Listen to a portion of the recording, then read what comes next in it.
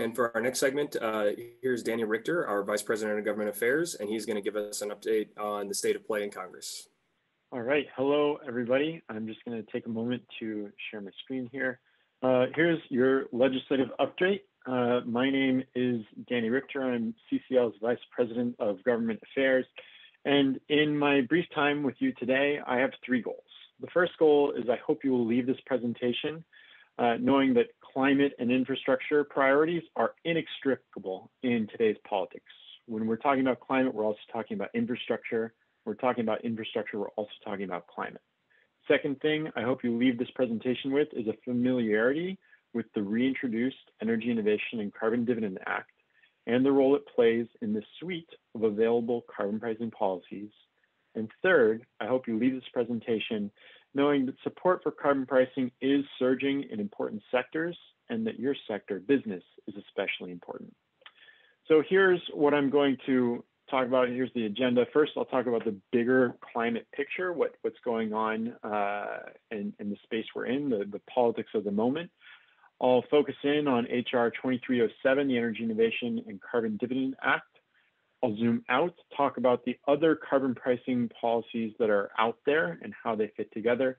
I'll then address some important constituencies, and I'll get through all that, and there still should be some time for Q&A and discussion. So first of all, let's look at that broader climate picture. So the Biden administration has been very clear with their priorities from day one. They have four top priorities. Number one, COVID. Number two, the economy. Number three, racial justice. And number four, climate. As you can see, I've put check boxes, at least for now, next to COVID and the economy. I think the perception is that the $1.9 trillion package that passed in March is addressing those for the moment. They may come back to the fore of our politics, but certainly there's no check mark next to racial justice. I think that President Biden will be looking to address that, not just on climate and infrastructure, but in all of his priorities, all of his policies, and climate. I think that we're starting to see that discussion happen now, and I think towards the end of this year that that'll come to a head, and there's a very good chance that we see something pass. So how will it pass? I mean, something is going to happen. We're going to have that live climate discussion. It might be that we have something passed through regular order. Regular order is just the normal way that bills pass, requiring 60 votes to get past the filibuster, but if you can do that, only requiring 51 to pass. Or we could get there through budget reconciliation. This is something we've been hearing a lot about, that $1.9 trillion package that passed via reconciliation, Trump's tax cuts, those passed through reconciliation, Obamacare, that passed through budget reconciliation. So there's a lot that you can do with budget reconciliation, only requires 51 votes, but it's inelegant.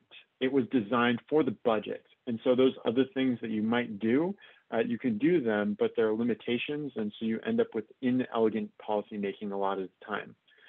Either way, it's most likely that we're talking about a package of many policies lumped together. That's what we're likely talking about. And while we're talking about this, it was brought up, Representative Peters brought this up, the initial Biden plan does not include a carbon price, but just last week you have these two statements from Special Presidential Envoy for Climate, John Kerry, and I quote, "President Biden believes that at some point in time, we need to find out a way to have a price on carbon that's effective." In that same press conference, this was in India, he also said, he hasn't decided or made an announcement about it, but we all know that one of the most effective ways to reduce emissions is putting a price on carbon. So these are recent statements, again, just last week. And in this context, given that a carbon price is not in the current discussions, not in Biden's current plan, we see ourselves here at Citizens Climate Lobby as having two imperatives. Number one, to ensure that a carbon price is included in the final climate package. And number two, ensuring that we, our volunteers, have influence in that process regardless of whether we are in a regular order process or a reconciliation pathway. We want to make sure that our volunteers are, and their preference for a carbon price is heard. So let's move on to the Energy Innovation and Carbon Dividend Act. As Representative Peters said, recently reintroduced. And so let's look at what's the same and let's look at what's changed. What is the same is that you still charge a fee on fossil fuels at the source, the well, mine, or port. 100% of the net revenue is returned to households as a dividend, full share for adults, half share per child. And there is still a carbon border adjustment to make sure that things stay even-steven across the border. There's no incentive to relocate production to a regime that is more permissive. Looking a little bit deeper, the initial price is $15 per ton and increasing by $10 per ton per year. There's that 100% dividend, the border carbon adjustment, and some other things that our volunteers have come to really like about the design of this policy. There's a prebate. The first payment comes before the fee hits. There are studies to ensure accountability that the plan is doing what it says it will do. And there's an automatic ratchet. Instead of increasing by $10 per ton per year, increasing by $15 per ton per year if emissions targets aren't being met. All of that is still in this version. What's different, there are some significant changes. The biggest change is that the target has increased. It used to be a 90% reduction by 2050. It is now a 100% reduction, getting to net zero by 2050, in line with the latest science and the latest ambition on the global stage. So that is an exciting update. There are no fee on fluorinated gases anymore. This is a feature of the old bill, but what happened in December as part of the third COVID relief package, there was legislation sufficiently stringent on fluorinated gases to bring the United States in line with commitments under the Kigali Amendment. So whether or not we actually sign on to the Kigali Amendment, the law of the land will be stringent enough to bring us in line with those targets. So no F-gases, no fee for fluorinated greenhouse gases in this version. Another big change, the regulatory pause that was a feature of previous versions has been left out. It is gone. Several pages were just deleted. The inclusion of this regulatory pause was a big bone of contention for many organizations and for some Democrats. I think that with this gone, the bill should be able to gain a higher total number of co-sponsors, which I do think will help us meet our first imperative of making sure that a carbon price is in the climate package. But this may have an effect on Republicans and how we reach out to them. And I will address that in just a moment, but I do want to finish getting through the changes here. There were some updates on carbon capture and storage. It is still only qualified CO2 that comes from the covered fuels that are eligible for a rebate, but there are a wider set of facilities able to receive the rebate, and actually those changes probably will be particularly interesting for our volunteers or for members of Congress with a strong agricultural presence in their district or state. There were also several technical changes. For example, the start date was updated. The border adjustment language was simplified and clarified.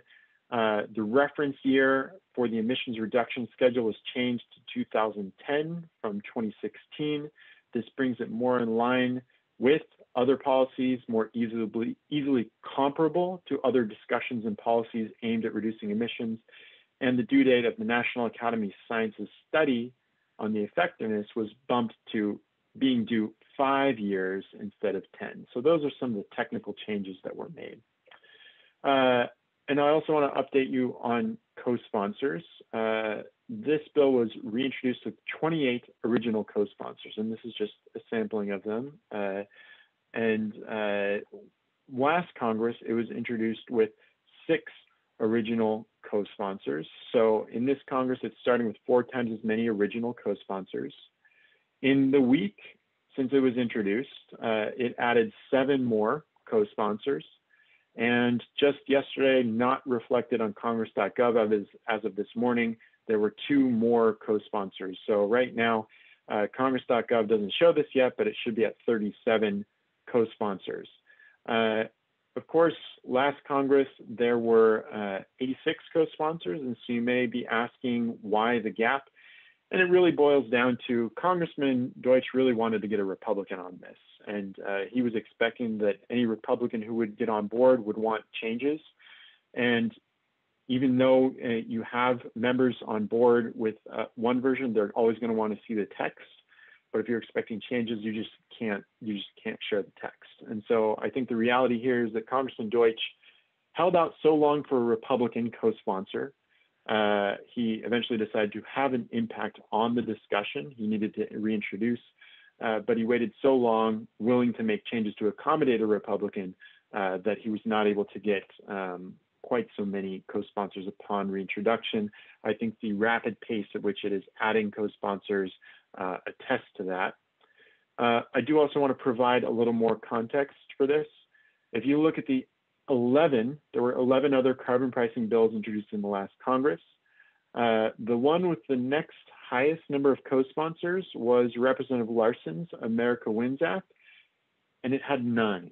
It had 9 co-sponsors. So on day one, this bill started with 3 times as many co-sponsors as the next in-class competitor, next highest in-class competitor had for the entirety of the previous 2 years. And if you're looking for a reason to explain that discrepancy, it's very simple. It's the CCL volunteers. Our volunteers, as Congressman Peters mentioned, are very dedicated. They have good relationships with their members of Congress, and they're very clear on what they want. And so that's why this bill is the one that already has the most co-sponsors. It's the one that is most likely to get the most co-sponsors in this Congress. And thus, it's the one that is most likely to have an impact on the climate discussion by virtue of just how many co-sponsors there are. So this is good, but let's check in with our imperatives again. We need to make sure that a carbon price is included in the climate package, and we need to ensure that we have influence regardless of whether we're in a regular order process or a reconciliation pathway. And to do that in this context, we can't be focused entirely on one bill. We need to have a sense of what is the wider politics around carbon pricing, what are the other bills, who are the other players. And so let's look at that now. Take a zoom out, carbon pricing more generally. Here are all the bills, carbon pricing bills, introduced in the last Congress. On the left, you see the bills that had a lead in the House. On the right, you see bills that had a lead in the Senate.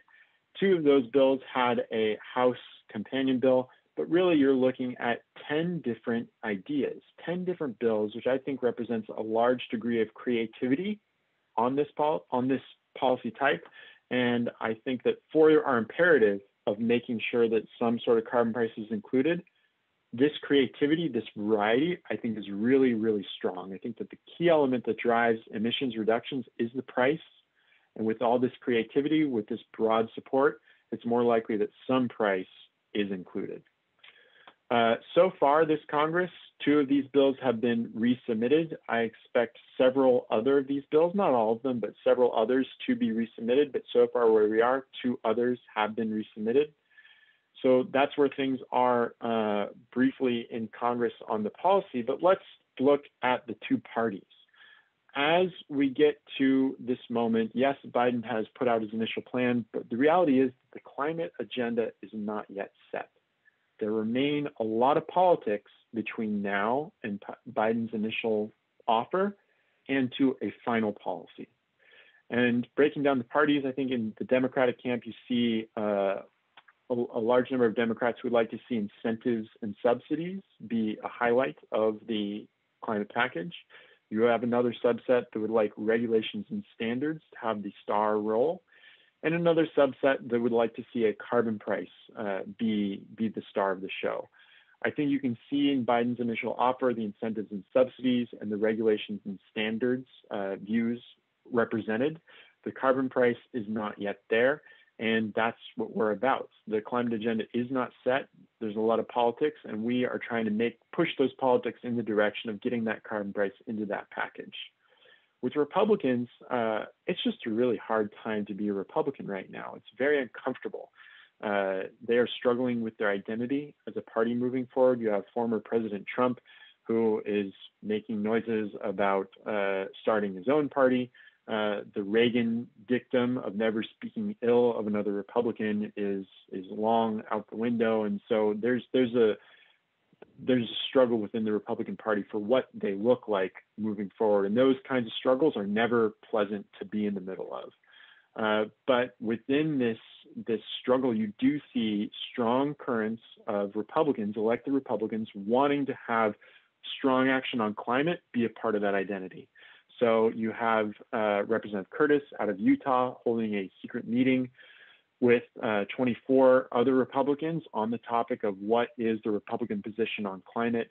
And you have news recently, we should expect a Republican answer to on climate. What is the Republican response to the Democrats on how they want to address climate? And if you go back even just a few years, such a thing to be the official Republican policy proposal was just unthinkable. We have come so far from just a few years ago where, if you remember, having any Republican even admit that climate was changing or that humans had an impact was sometimes viewed as impossible. And now we have Republican leadership putting forward their own plan. It might be inadequate to the challenge, but nonetheless, they are putting forward a plan. And that is the basis for bipartisan discussion. That is a basis for having a conversation, moving forward, and together raising the ambition of this nation.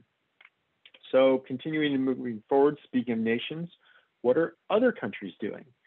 This is probably my favorite go-to resource. This map, it's from the World Bank Carbon Pricing Dashboard. If you just type in to your favorite search engine, Carbon Pricing Dashboard, World Bank, this map will come up.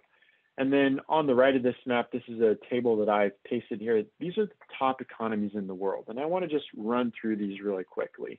By GDP, in the United States, you can see, of course, there's no carbon price in the United States. But in China, you have a cap and trade or emissions trading system in place. In Japan, the number 3 economy in the world, you have both an emissions trading system and a carbon tax.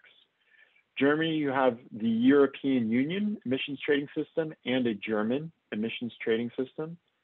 In the UK, still part of the EU ETS, they also have a price floor. So even if the price of the EU ETS falls below that price floor, companies still have to pay that minimum price in the UK. India, in this top 10, aside from the United States, that's the only other outlier. They are the only other country that doesn't have a nationwide carbon price. But even in India, you do have a nationwide tax on coal, which their former president, Narendra Modi, increased twice during his tenure.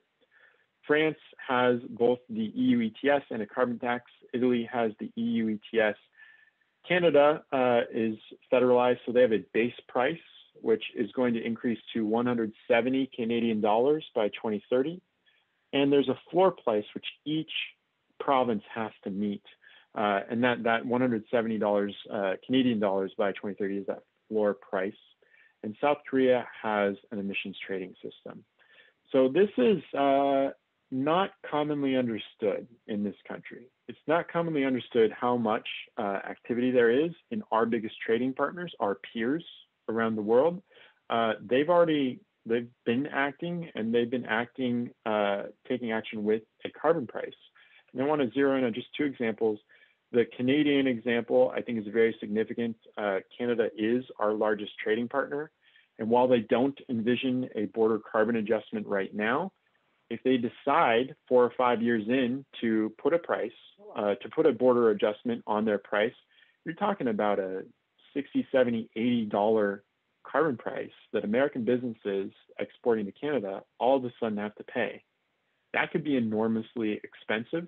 And I don't think that that's in the best interest of American businesses.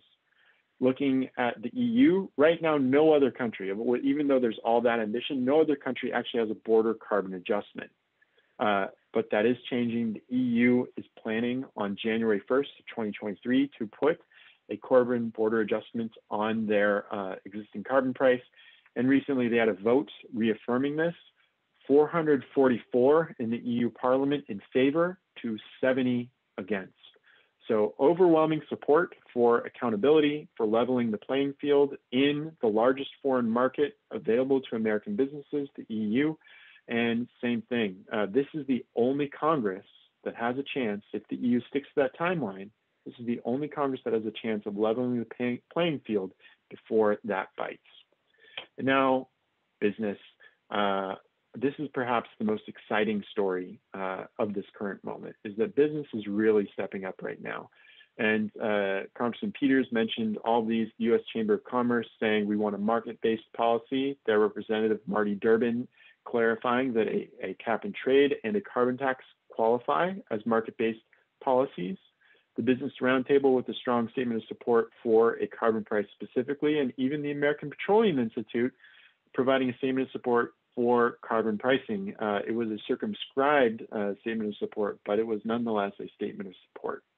I think also part of this story is more general statements on climate. BlackRock saying that they were going to look at their companies that they invest in and say, what is their plan? How are they going to remain competitive in a world with a changing climate and a policy context where accountability is required? You have statements from GM saying that they're going to sell only emissions-free vehicles by 2035, and Volvo a couple weeks later saying only going to sell emissions-free vehicles by 2030. So business really is stepping up in a big way. I think that has the opportunity to really influence the American policy discussion. So let's wrap it up here, and then we'll get to questions. A climate and/or infrastructure, they are linked, package is coming this year. The contents of that final package are not yet set. There's a lot of politics to take place between now and then. The Energy Innovation and Carbon Dividend Act has been reintroduced, and though it didn't have a Republican co-sponsor at this point, it probably remains the carbon pricing bill most likely to insert this policy type into the debate thanks to its large number of co-sponsors. And finally, support is building around a carbon price in important ways. Other countries are stepping up the ambition of their carbon prices, and the business community, you, the people on this call, are coming out in favor of carbon pricing in what I consider to be a new way that has a very real chance of influencing the national discussion.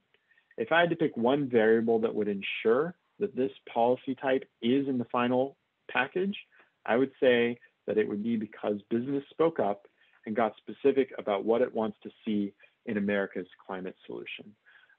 So with that, I will open it up for questions. Thanks, Danny. So the first question we have for you is, there's a lot of public opposition politically to a carbon price, saying it's too hard. And how are supporters such as, Representative Peters, who we had previously, kind of pushing back against that narrative in Congress? And also, what can, as an addendum to that, what can our attendees listening to the call do to help them push back against that narrative? I think the way to push back on that is, this is the moment. This is the moment to act. I mean, this is such an urgent issue, and I think that a lot of those complaints of it being too hard are coming from people who are arguing we should do something big. Well, there's nothing bigger than a policy. If you take a carbon fee or tax, like the Energy Innovation and Carbon Dividend Act, that enforces accountability in 9 months. So you start to see emissions reductions in 9 months. Businesses have to pay for the emissions that they are emitting, leveling that paying field. Nothing else acts that quickly. And the other thing is that with a carbon fee or tax, especially, you're talking economy-wide, 80% of emissions with one policy. If you look at all the other options on the table, you're really talking about a sector-by-sector approach. We need that. We need that to do that as well, but it really just can't compete on ambition. So if this is a moment in which the United States body politic is going to address climate, let's address climate with something that is big, that businesses like, that can enforce quickly. That's lives saved. The quicker you get that in place, the quicker you start reducing emissions, those are lives that are saved. And it's a policy that looks at the entire economy, not a sector. And for businesses that have exposure to different emissions in different sectors, let's do all those sectors all at once, 80% of emissions at a stroke. The other 20%, that's largely in the agricultural sector. That's the biggest part of that other 20%. Everything else covered, one policy. You minimize the opportunity for an uneven playing field. That's great. Speaking of the agricultural sector, we have a question that ties into that, and I know that some of our attendees, this might be interesting for some of our attendees. What information is there on CCS and incentives that will be available to the agricultural sector in Congress or in this plan that are impacted by a carbon fee? Yeah, I did mention that the CCS provision will probably be of greater interest to members of Congress representing agriculture. And the main reason is the updated language allows for facilities who may burn biofuels and burn fossil fuels. Before, the language said you had to sequester the CO2 from the fossil fuels. And now it's saying, look, if you can get credit for sequestering CO2, whether the CO2 atoms are from a biofuel or from a fossil fuel. You can still only get a rebate up to the amount of fossil fuels that you actually burn, but there's a little bit more flexibility on whether you can burn biofuel or not. And so biofuel, that would be, it's going to come mostly from farms. And so there's a hook there. And something that has always been a feature is that fertilizer production actually already captures a lot of the CO2. There's a CO2 waste stream from that. And the bill was written so that fertilizer manufacturers could choose if they wanted to sequester that CO2 and get a rebate on for that CO2 sequester. And so that can moderate the price of fertilizer moving forward. There's also the agricultural exemption. So for the 0.6% of fossil fuels burned on a farm for a farming purpose, they would not have to pay the fee. So there actually is quite a bit in the bill for agriculture. That's great. Another common question we're seeing, and I think is on a lot of people's minds, is, you know, we understand that we have EICDA in the House, we have a carbon price bill in the House. In the Senate, you know, there's a different ballgame in the Senate, and wondering where what the likelihood we think something will pass in the Senate is, and where Senators Manchin and Sinema might fall in that political equation. Well, I'll start with Manchin because he had an op-ed last week pretty decisively ruling out not just getting rid of the filibuster, but ruling out weakening the filibuster. And that grabbed the headlines. But the other thing that he talked about was going through reconciliation is no way to legislate. That is not the way that our democracy is going to work. And reading his op-ed, I interpreted that as Manchin and I assume Sinema are going to require a good faith process of bipartisanship. So what Representative Peters was talking about, President Biden, Democrats, they need to really put in a good faith effort to come to an agreement on a regular order bill before they resort to the more partisan reconciliation process.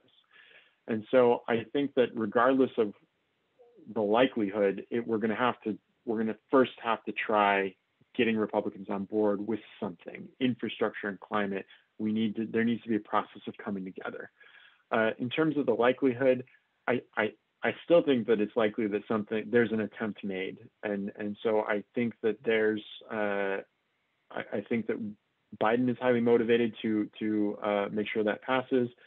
Democrats in both the House and the Senate are going to be highly motivated to make sure that passes because their prospects in the midterm are going to be very closely tied to the president's. And because the president has made this a top 4 issue, it means it needs to be a top 4 issue for them. So I think Democrats are going to figure out a way to claim credit for something. I think the question is, what is the ambition? Are we finally joining the rest of the world, rich countries, in pricing carbon, taking the market-based approach to this that is most efficient, enables us the largest emissions reductions, the quickest at the least cost? Or are we going to take some other route? Thanks so much, Danny. And we could sit here and ask you questions all day. I think we've gotten a lot in the chat, but we did our best, but we're going to have to keep it moving. But thank you so much. I know we all learned a ton from that. Cool. Thanks, Alan. Thanks, everybody, for your attention.